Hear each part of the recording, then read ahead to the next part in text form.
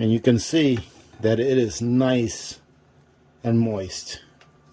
Hello YouTubers, Alaska Prepper here. Well, I promised you all that the next time that I want to roast a chicken in my Ninja air fryer, that I was going to show you how to do it. So this is just going to be a quick video, pretty much showing you how I do it and then showing you the end result. Very simple, and the results are great. Now this is about a 4.5 pound chicken, and I think that's about as big as you can fit in here. And I'm going to show you why after I place it in there. You don't want to get something that's too big, but this size here works out perfect. The first thing that we're going to do is I'm going to go ahead and grab my thermometer, and I'm going to take my thermometer and I'm going to place it into the thickest part of the chicken. So what I'll do is I'll probably place it somewhere around here. That's about the thickest part of the chicken, and what that'll do is when I put it on roast, it will roast it all the way until the chicken is well done to make sure that it's safe to eat. So now let me go ahead and show you putting it inside of the air fryer and then what settings I put it on. Now as you can see right here, this is the grate that covers the heating element. So if you take this grate out, you'll see that the heating element is under there. Okay? And what we want to do is we want to make sure that when we put whatever it is that you're putting in here, that it's not going to be touching this grate, okay, so that it won't make a mess of it. And as you can see, I'm using the basket instead of the grill. So there's the basket insert.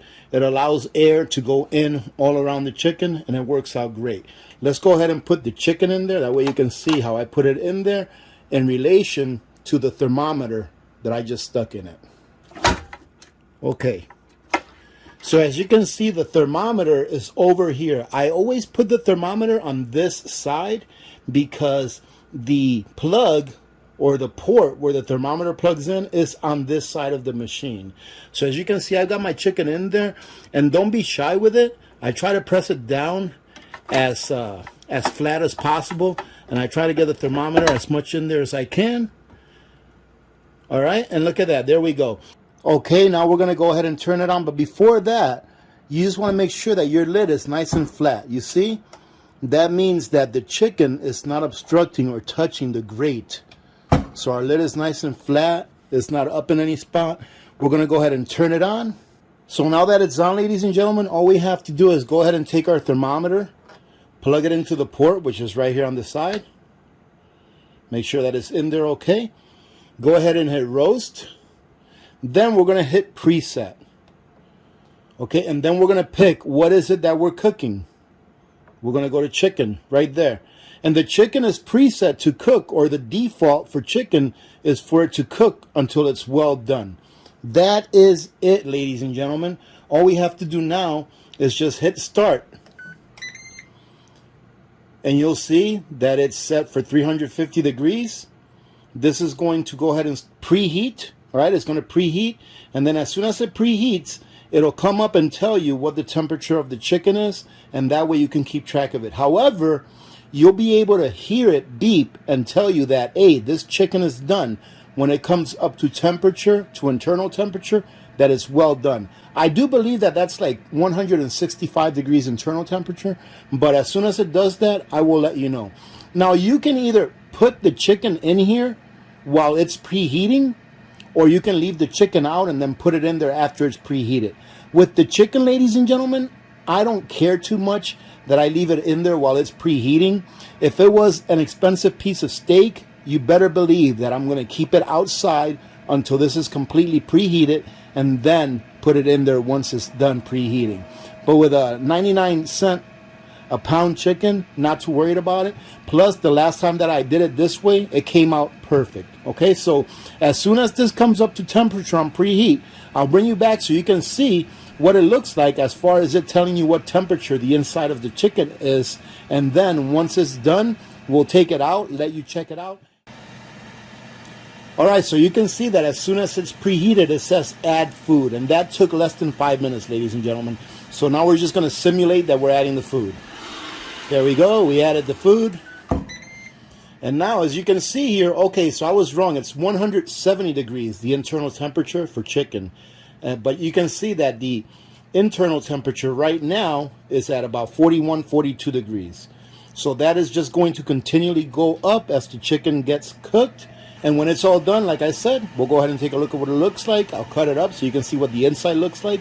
Surprisingly, the first time I ever did this, the first and only time, this is my second time, I thought that it was going to be dry inside because of the internal temperature. But I'll tell you what, it's nice and moist. So let's see if this one comes out same results as my last one.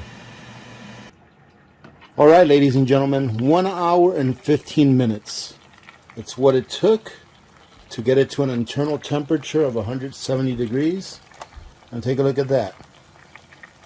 So what I'm going to do now is I'm going to go ahead and crispen it up. I'm going to put it on high, as high as it'll go for about 3 or 4 minutes. And then we're going to let it rest for about a good 10-15 minutes before we cut into it. Alright, so while the chicken is cooking, it should be getting done here in about half an hour.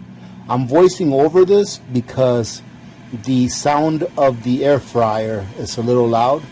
But while the chicken is almost getting done here, what we're going to do is we have 3 cups of rice in here of dry rice. It has no water in it or anything. As you can see, I sprinkled some, or I dripped some oil over it, probably about 3 tablespoons of oil or so. Probably roughly 1 tablespoon of salt. And this is a savory rice that I'm making, right? Nothing special. We've got some sazon Goya, and since it's 3 cups of rice, we're going to use 2 packets. And we're just going to add probably about a teaspoon or so of adobo. And then we're going to add 5.5 cups of water. I'm going to bring it to a boil. Stir it around a little bit and bring it up to a boil. Alrighty, now that it's boiling, what we're going to do is we're going to cover it. We don't take the lid off until it's done now. We're going to go to our smallest burner on our stove. We're going to put it to the slowest setting. And then we're going to go ahead and transfer this over there. And make sure that you don't grab the pot without a pot holder like I just did. Now we're going to go ahead and set our timer to 35 minutes because this is 3 cups of rice. And then once it's done, we're good to go. All right, ladies and gentlemen, and it's been in there for about 4.5 minutes. As you can see, the skin is nice and crispy now. So I'm going to let it sit there for probably the next 5 to 10 minutes. And then we'll take it out and put it on a cutting board and see what it looks like inside. And as you can see, ladies and gentlemen, looks pretty good. Let's go ahead and take a wing off.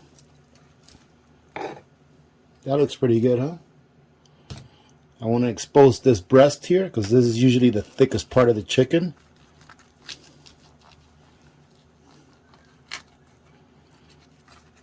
And you can see that it is nice and moist. And this breast is nice and moist. I don't know if you can see the fluids on it, but it's nice and moist. Let's give it a taste.